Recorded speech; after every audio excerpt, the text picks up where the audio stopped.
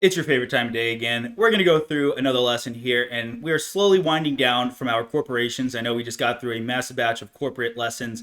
We're going through multi-jurisdictional tax issues. This will touch upon some corporate issues, as well as just in general issues that businesses will have to deal with, regardless of their entity type.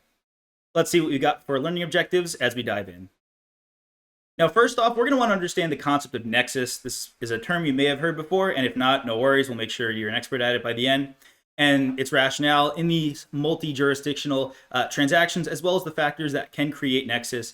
A nexus is essentially if you have to pay tax to a particular state or country based on your activity within it. Do we have nexus? Do we have a connection? Well, I think we have a connection, right? Let's run through our second point. Define apportionment and allocation as concepts. We're going to see that, yes, there's a lot of interstate issues as well as a lot of international issues. So just keep that in mind that we're dealing with both state by state, as well as country by country. Now, these concepts of apportionment and allocation, these are going to be just super broad. I'll get into them obviously in the lesson, but how do we properly allocate income to be taxed between states if we have activity in multiple states?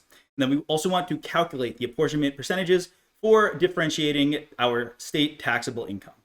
Next, we want to differentiate between these concepts of foreign branches and foreign subsidiaries. We'll just kind of understand what the difference is there and the implications of having a foreign branch versus a foreign subsidiary. We also want to explain the sourcing of various types of income for calculating foreign tax credit for our purposes here.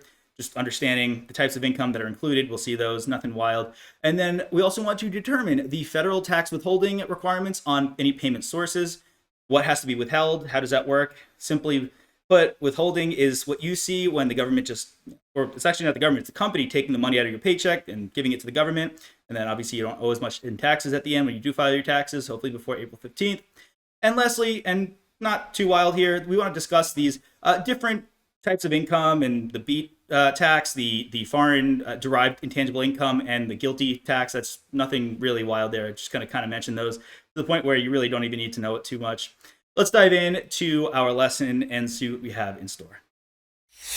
Hey there! Are you ready to not only pass your CPA exams, but truly understand and enjoy the material while studying? I know it seems impossible, right? Especially to enjoy the material? We'll do it together. Tap into the power of CPA.examprep.ai, where we've got personalized quizzes, multiple choice questions, memorization guides, flashcards, simulations, all tailored to your learning. Our adaptive study planning puts you on the fastest path to success and lifts you back up if you fall behind.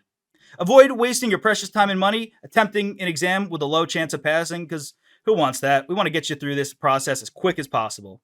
Our exam readiness prediction lets you walk in with confidence, knowing that you're prepared for success on exam day. Thankfully, there's no payment method needed to get started, so why don't you come join us? Visit cpa.examprep.ai and let's achieve your exam success together.